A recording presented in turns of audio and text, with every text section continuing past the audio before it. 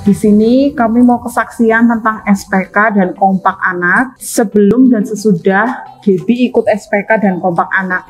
Jadi di jam 6 sore itu rutin selama hari Senin sampai hari Sabtu ada SPK dan kompak anak. Di sini Gaby sebelum ikut SPK dan kompak anak di jam 6 sore itu Gaby ngapain aja? Bermain, nonton TV. Terus belajar. Setelah ikut kompak dan SPK anak, Gaby jadi apa? Di jam 6 sore berdoa, saling mendoakan, terus baca firman. Setiap hari firmannya bertambah, semakin banyak teman yang seiman. Iya.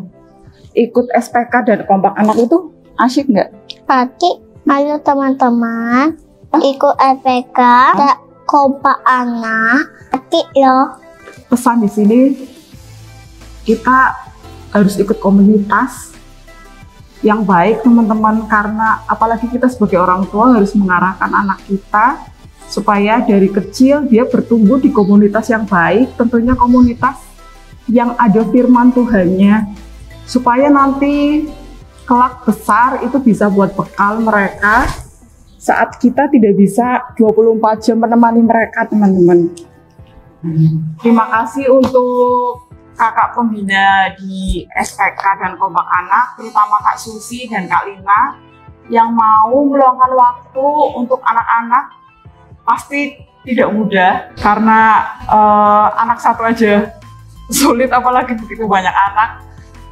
Kami sangat berterima kasih, anak kami jadi terbiasa bangun tidur untuk selalu mencari firman dulu, baru mandi. Dia selalu bilang, ayo mah, belum baca firman kok sudah mandi.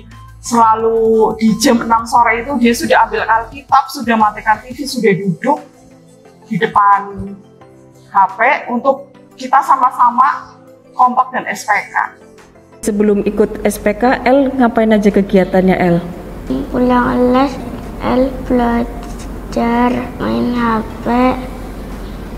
Terus setelah ikut kompak, Belajar firman Tuhan. terus Di SPK dan di kompak. terus di kompak belajar apa aja El? Mendoakan teman-teman, belajar membaca firman Tuhan, juga bersaksi. El senang ikut kompak. Senang. Ya, saya bersyukur dengan adanya SPK anak dan kompak, anak saya bisa belajar lebih lagi tentang firman Tuhan, dan yang paling penting dia belajar untuk bisa berdoa, terlebih bisa mendoakan juga untuk teman-temannya. Dan melalui SPK anak ini, walaupun 1 minggu sekali di hari Selasa, dan untuk kompak setiap hari dari Senin sampai Sabtu. Di situ saya melihat anak saya sangat bertumbuh sekali dalam firman Tuhan. Saya bersyukur anak saya tetap konsisten mengikutinya, walaupun terkadang kalau SPK kan dari jam 8 malam sampai jam 9 ada rasa ngantuk, tapi dia masih tetap memaksakan diri untuk mengikutinya dari sampai akhir. Dan di situ anak saya juga saya bangga sekali bisa mendoakan teman-temannya yang sakit, atau pada saat mereka mau ujian atau apapun, di situ juga bisa saling belajar untuk sharing satu dengan yang lain, belajar mengemukakan pendapat, belajar untuk membaca firman Tuhan, mengerti akan firman Tuhan itu. Saya sadar sebagai orang tua, kita bukan hanya membimbing anak-anak dalam studinya, dalam nilai-nilai akademis, tapi saya juga perlu menyadari harus mengajarkan juga nilai-nilai untuk dia kedepannya untuk memiliki rasa yang takut akan Tuhan. Nah, saya mengajak juga untuk Bapak Ibu, untuk kita dorong anak-anak kita juga untuk lebih takut akan Tuhan lebih lagi, untuk belajar tentang firman Tuhan lebih lagi, karena kita mungkin tidak akan bisa menemani dia 24 jam atau seterusnya, tapi lewat pelajaran, lewat SPK ini minimal kita bisa memberikan satu nilai untuk lebih mencintai Tuhan lebih lagi. Dan lewat kompak ini anak-anak juga bisa belajar melayani dan belajar untuk berkomunitas. Dan saya juga banyak belajar dari anak-anak ini, mereka justru pada saat kompak semakin hari semakin bersemangat mengikutinya. Terkadang mungkin kita orang tua suka lupa jamnya, justru anak-anak, "Mah, ayo kompak." Oh iya, kompak ya. Justru mereka yang mengingatkan, mereka juga mengingatkan, "Mah, ayo berdoa," atau "Yuk kita berdoa." Ya dari situ saya berpikir, oh iya, berarti anak-anak ini sudah selangkah lebih maju lah selama mengikuti kompak ini gitu.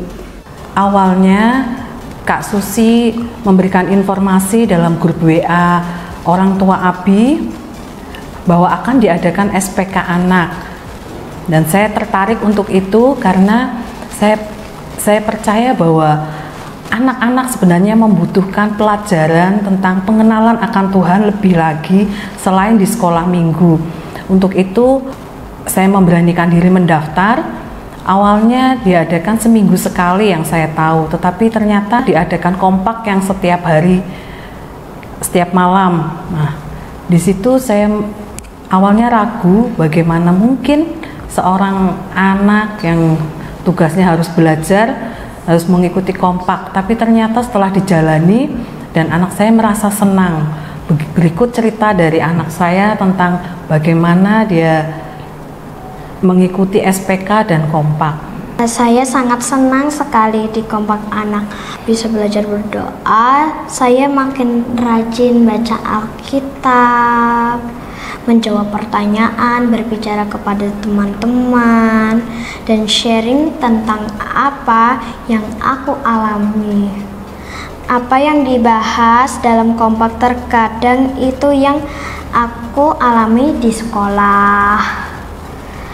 Saya juga belajar memaafkan.